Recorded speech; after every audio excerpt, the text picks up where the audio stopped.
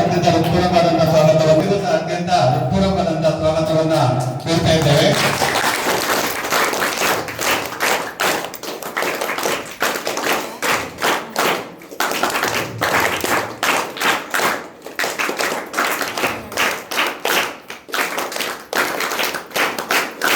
ಧನ್ಯವಾದಗಳು.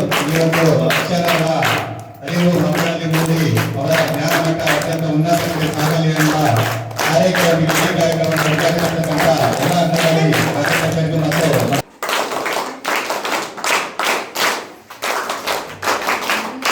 ಎಲ್ಲರಿಗೂ ನಮಸ್ಕಾರಗಳು. ಇಂದು ನಮ್ಮ ಶಾಲೆಯಲ್ಲಿ ನಿಜವಾಗ್ಲೂ ಒಂದು ಹಬ್ಬದ ವಾತಾವರಣ ಅಂತ ಅನಿಸ್ತದೆ. ಯಾಕಂದ್ರೆ ಇಡೀ ಕ್ಲಸ್ಟರ್ ಅನ್ನ ಒಂದೇ ಸ್ಥಳದಲ್ಲಿ ತಂದು ಕೂರಿಸುವಂತ ಒಂದು ಪುಟ್ಟ ಪ್ರಯತ್ನ ಇವತ್ತು ಆಗಿದ್ದು ನೋವೆಲ್ ಹೋಪ್ ಫೌಂಡೇಶನ್ ಇಂದ.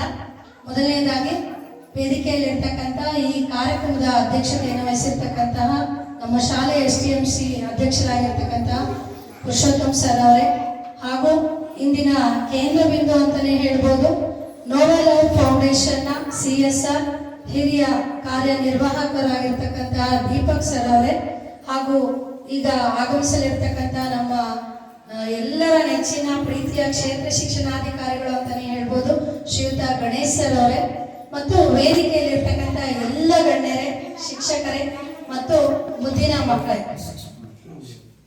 ಮೊದಲನೇದಾಗಿ ಎಲ್ಲರೂ ಒಂದು ಜೋರಾದ ಚಪ್ಪಾಳೆಯನ್ನ ಮಾಡಿದ್ರು. ಮುಖ್ಯ ಶಿಕ್ಷಕರ ಜೊತೆಯಲ್ಲಿ STMC ಅಧ್ಯಕ್ಷರು ಅಥವಾ ಸದಸ್ಯರು ಕೂಡ ಭಾಗವಹಿಸಬೇಕು ಅಂತ ಕೇಳ್ಕೊಂಡೆ.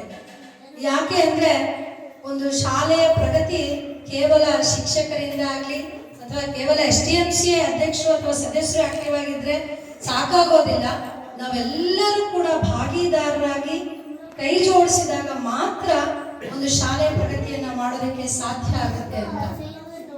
ಇನ್ನೊಂದು ನೋವೆಲ್ ಹೋಪ್ ಫೌಂಡೇಶನ್ ಬಗ್ಗೆ ಹೇಳಬೇಕಂದ್ರೆ ಸರ್ ಅವರ ಪರಿಚಯ ನನಗೆ ನನ್ನ ಸ್ನೇಹಿತೆ ಕಲಬುರಗಿಯಲ್ಲಿದ್ದಾರೆ ಸುನಂದ ಅಂತ, ಅವರು ಮತ್ತೆ ಅವರ ಮನೆಯವರಿಂದ ಪರಿಚಯ ಆಯ್ತು ದೀಪಕ್ ಸರ್ ಅವರು. ಸರ್ ನಾವು ಡಯಟ್ ಅಲ್ಲೇ ನಮ್ಮ ಕೃಷ್ಣಮೂರ್ತಿ ಸರ್ ಅವರ ಅಧ್ಯಕ್ಷತೆಯಲ್ಲಿ ಪ್ರಪ್ರಥಮ ಬಾರಿಗೆ ಡಯಟ್ ಅಲ್ಲೇ ಕಾರ್ಯಕ್ರಮವನ್ನ ಮಾಡಿ ಶಿವಮೊಗ್ಗ ಜಿಲ್ಲೆಯ ಎಲ್ಲ ತಾಲೂಕುಗಳಿಗೂ ಕೂಡ ಆಯ್ದ ಶಾಲೆಗಳನ್ನ ಆಯ್ಕೆ ಮಾಡ್ಕೊಂಡಿದ್ವಿ. ಯಾವ ಶಾಲೆಗಳನ್ನ ಆಯ್ಕೆ ಮಾಡ್ಕೊಂಡು ಇಷ್ಟು ರೂರಲ್ ಭಾಗದಲ್ಲಿ ಇರ್ತಕ್ಕಂಥ ಶಾಲೆಗಳು, ತುಂಬಾ ಆರ್ಥಿಕವಾಗಿ ಹಿಂದುಳಿದಿರ್ತಕ್ಕಂಥ ಮಕ್ಕಳಿರ್ತಕ್ಕಂಥಗಳನ್ನ ಶಾಲೆಗಳನ್ನ ಆಯ್ಕೆ ಮಾಡಿ ಸರ್ ಅವರಿಗೆ ನಾವು ಆಕ್ಚುಲಿ ಮೇನಲ್ಲಿ ಪ್ರಪೋಸಲ್ ಕಳಿಸಿದ್ವಿ. ನೋಡಿ, ಏಪ್ರಿಲ್ ಮೇ ತಿಂಗಳಲ್ಲಿ ಇಡೀ ನಾವು ಮಾಹಿತಿ ಕಲೆಕ್ಟ್ ಮಾಡೋದು, ಸರ್ರಿಗೆ ಕಳಿಸೋದು, ಅವರು ಅದನ್ನ ಮತ್ತೆ ಕನ್ಸಲ್ಟೇಟ್ ಮಾಡಿ ಯಾವ ಶಾಲೆಗೆ ನೋಡಿ ಒಂದು ತರದ ಬ್ಯಾಗ್ ಇಲ್ಲ. ಈಗ ನೀವು ನೋಡ್ತಿರೋ ಹಾಗೆ 3 ತರದ ಬ್ಯಾಗ್ ಇದೆ. ಸೊ ನಾವ್ ಯಾವಾಗಲೂ ಗಮನಿಸ್ತೀವಿ, ಯಾರಾದ್ರೂ ಒಂದೇನೋ ದಾನ ಕೊಟ್ಟಾಗ ಏನೋ ಕೊಡ್ಬೇಕಲ್ಲ, ಅದೇನೋ ಒಂದು ಉದ್ದೇಶದಲ್ಲಿ ಕೊಟ್ಬಿಡ್ತಾರೆ.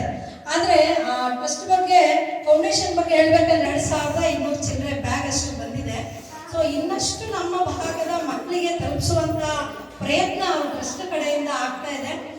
ಮುಂದಿನ ದಿನಗಳಲ್ಲೂ ಸರ್ ನಮ್ಮ ಕ್ಲಸ್ಟರ್ ಅಂತ ಅಲ್ಲ, ನಮ್ಮ ತಾಲೂಕು, ನಮ್ಮ ಜಿಲ್ಲೆಯ ಇನ್ನೂ ತುಂಬಾ ನೀಡಿರ್ತಕ್ಕಂಥ ಶಾಲೆಗಳಿದೆ. ಮುಂದಿನ ದಿನಗಳಲ್ಲಿ ಇನ್ನಷ್ಟು ನಿಮ್ಮ ಟ್ರಸ್ಟ್ ಕಡೆಯಿಂದ ನಮಗೆ ಬರಬೇಕು. ಜೊತೆಗೆ ವಿಶೇಷವಾಗಿ ಈ ಪ್ರಾಸ್ತಾವಿಕ ನುಡಿಯಲ್ಲಿ ಹೇಳಕ್ ಇಷ್ಟಪಡ್ತೀನಿ, ಒಂದಿಷ್ಟು ಸುಗಮಕಾರರು ಬೇಡಿಕೆಯನ್ನ ಆಲ್ರೆಡಿ ನೀಡಿದ್ದಾರೆ ಸರ್. ಈಗ ನಮ್ಮ ಸರ್ಕಾರಿ ಶಾಲೆಗಳು ನಮ್ಮೆಲ್ಲರಿಗೂ ಗೊತ್ತಿದೆ, ಮಕ್ಕಳ ಸ್ಟ್ರೆಂತ್ ಕಡಿಮೆ ಆಗ್ತಾ ಇದೆ.